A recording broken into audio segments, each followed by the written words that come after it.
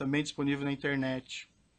Na ocasião, dirigindo-se ao povo brasileiro, o senhor ex-presidente afirmou, aqui cito, abro aspas, quero dizer a vocês, com toda a franqueza, que eu me sinto traído. Traído por práticas inaceitáveis, das quais nunca tive conhecimento. Não tenho nenhuma vergonha de dizer ao povo brasileiro que nós temos que pedir desculpas, que o PT tem que pedir desculpas, o governo onde errou tem que pedir desculpas. Fecho aspas. O senhor ex-presidente pode esclarecer quem teria traído o senhor, o que o senhor se refere nesse trecho? Eu vou seguir as orientações do advogado. O senhor pode esclarecer quais seriam essas práticas inaceitáveis às quais o senhor ex-presidente se referiu? Toda pergunta a esse respeito, vamos considerar que eu vou acatar a orientação do meu advogado. O senhor ex-presidente sabe me dizer se o Partido dos Trabalhadores pediu desculpas ou apurou a eventual responsabilidade de seus membros? Mesma coisa. Excelência, o Partido do Vossa Excelência não está aqui julgando o Partido dos Trabalhadores e nem fazendo um julgamento político do governo do ex-presidente Lula. Então essas perguntas me parecem pertinentes a quem quer julgar um partido, o que é competência do Tribunal Superior Eleitoral, ou de quem quer fazer um julgamento político. E se continuar a mesma linha, a orientação da defesa vai ser a mesma. O ex-presidente não está aqui para ser submetido a um juízo de avaliação da política, um julgamento político. Ele está aqui para responder sobre os fatos que são objeto de uma acusação específica que envolve 3 contratos celebrados entre a Petrobras e a OAS e um apartamento triplex no Guarujá. Qualquer outro julgamento que Vossa Excelência queira fazer será um julgamento fora da lei e de natureza política. E como eu expliquei já anteriormente, voltando novamente a essa questão, o entendimento do juízo é compreender a relação entre o senhor ex-presidente e os seus subordinados, assessores ou pessoas que eventualmente tenham praticado os crimes durante o seu governo.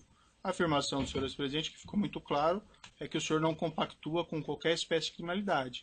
Daí a necessidade que eu entendi aqui de fazer essas perguntas para obter esclarecimentos sobre esses seus pronunciamentos anteriores a respeito de fatos aqui criminosos, certo? Mas o senhor fique bastante à vontade para seguir a orientação dos seus defensores e exercer o direito ao silêncio. Deixa eu só dizer uma coisa, doutor. Eu, na verdade, tenho horas e horas para falar sobre esse assunto. Uhum. Mas uma coisa que é importante ter claro é o seguinte. Isso já passou. Eu já fui julgado 3 vezes pelo povo brasileiro. Você se lembra como é que foi a campanha de 2006? A campanha de 2006, eu era triturado a cada debate da televisão sobre a corrupção. Sim. Eu fui eleito com 62% dos votos.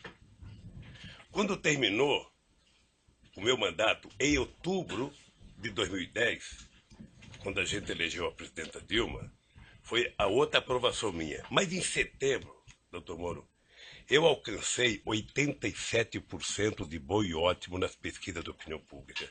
10 de regular e apenas 3 de ruim péssimo, que deve ter sido no gabinete do Comitê dos Tucanos. Ou seja, então eu já fui julgado muitas vezes pelo meu jeito administrativo. Certo. Eu não posso ser julgado pelo Código de Processo Penal numa coisa que eu fui julgado politicamente 10 anos, 12 anos depois, ficar respondendo uma coisa que foi transitada em julgado, que tem uma decisão, não é de uma primeira instância, de uma segunda, que vale tanto, mas da Suprema Corte, depois de 12 anos. Demorou 7 anos para ser julgado. E isso foi julgado, doutor, no meio da eleição de 2012. Uhum. E nós ganhamos a eleição em São Paulo. Certo. Então eu acho que eu já fui julgado tanto por isso. Mas a pergunta não são sobre pleitos eleitorais, senhor. Não, mas é sobre julgamento. É sobre julgamento, doutor. Eu já fui julgado. Não, veja, eu coloquei Eu já muito fui claro julgado. que o senhor ex-presidente nem Não. foi acusado por esses fatos. Eu só Não, quero só- entender a sua relação Então, e as deixa suas eu falar. atitudes em relação desses fatos, Doutor, que isso pode ser doutor, relevante aqui para o doutor, julgamento doutor, desse processo. doutor, eu não estou sendo julgado pela minha relação com qualquer subordinado. Uhum. Eu não estou sendo julgado por isso. A relação é de cada um. Perfeito. A sua relação com o seu pessoal, obviamente que é sua. A do advogado é dele. A minha é minha. Quando um político comete um erro, ele é julgado pelo povo. Ele não é julgado pelo processo de Código Penal, ele é julgado pelo povo. E eu fui julgado várias vezes pelo povo. Perfeito. Então vamos prosseguir aqui. Só lembrar uma coisa, Vossa Excelência fez referência a esse caso do mensalão, só que nós ouvimos aqui, nesse juízo, como testemunha, o doutor Antônio Fernando, que foi responsável pela denúncia. E ele disse a Vossa Excelência claramente que apurou à época que não havia nenhum envolvimento do ex-presidente, por isto é que ele não foi denunciado e por isso que o processo tramitou sem que ele fosse parte. Então não cabe aqui querer refazer um caso em que já foi julgado pelo Supremo Tribunal Federal e que Vossa Excelência já ouviu aqui como testemunha um ex-procurador-geral da República que explicou as circunstâncias do caso.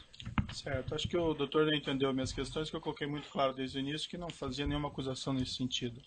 Mas, enfim, é a questão de entender a relação do senhor e as suas atitudes em relação a esses fatos. Mas eu sigo aqui nas perguntas. Respondendo a perguntas da autoridade policial na fase de investigação, o senhor ex-presidente afirmou o seguinte, e aqui eu abro aspas. No caso do mensalão, porque não tinha prova, veja, começou com a maior denúncia de corrupção da história da humanidade, terminou com 175, com alguns milhões da Visanet, que não era empresa pública, e que o dinheiro foi pago por meio de comunicação. Mas como tinham adotado a teoria da lei do domínio do fato, que foi utilizada para punir, era preciso condenar. Então José Dirceu e outros companheiros estavam condenados, mesmo que fossem libertados, estavam condenados. Em outra entrevista que o senhor teria dado, que também se encontra nos autos, sobre o mensalão, em 27/4/2014, na RPT, pela jornalista Cristina Esteves, o senhor declarou o seguinte: o mensalão, o tempo vai se encarregar de provar que o mensalão você teve 80% de decisão política e 20% de decisão jurídica. Mais adiante na entrevista, o senhor disse o seguinte: eu só acho que essa história vai ser recontada, é apenas uma questão de tempo, essa história vai ser recontada para saber o que aconteceu de verdade. Eu acho que tem muita coisa para se contar sobre esse processo foi um massacre para destruir o PT, e não conseguiram. Essas afirmações que o senhor fez à autoridade policial em 2016 e a entrevista em Portugal em 2014 são bem diferentes daquelas declarações que o senhor fez em 2005 e que eu mencionei há pouco. O senhor ex-presidente pode esclarecer a contradição? A recomendação da defesa técnica, Excelência, é que esse tema não integra a denúncia e esse assunto já foi julgado pelo Supremo Tribunal Federal, não cabendo aqui qualquer reavaliação do caso.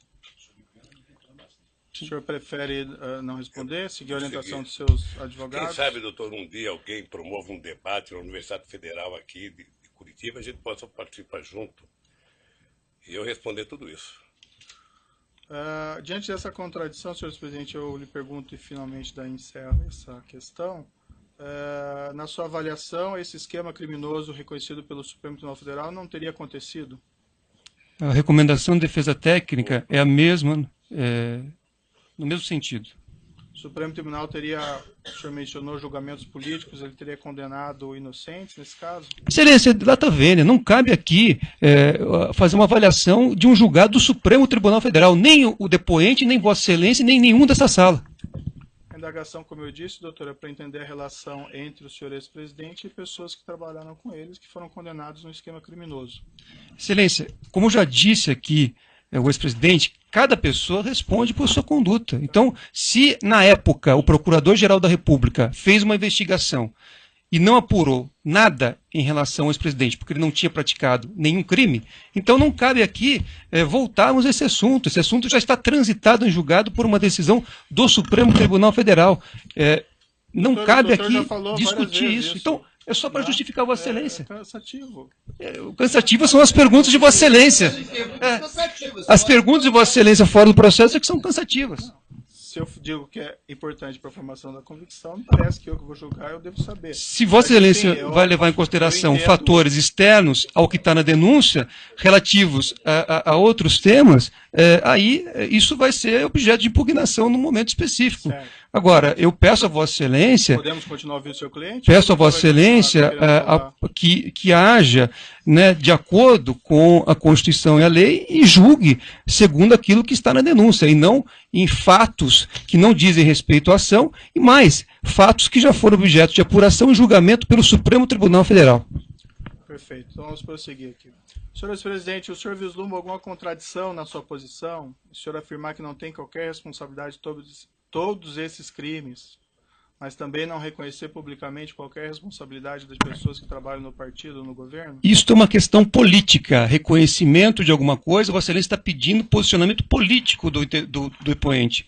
Então, Não, a orientação da defesa técnica posicionamento é político. que não emita, nesse momento, nenhum tipo de pronunciamento que não seja em relação ao processo. Meu colega, o magistrado tem, evidentemente, no interesse de apurar o fato e as condições pessoais do acusado, na individualização da pena, se for o caso, os seus antecedentes, a sua personalidade, enfim, as suas condições pessoais, a sua moral, inclusive, principalmente o seu caso moral.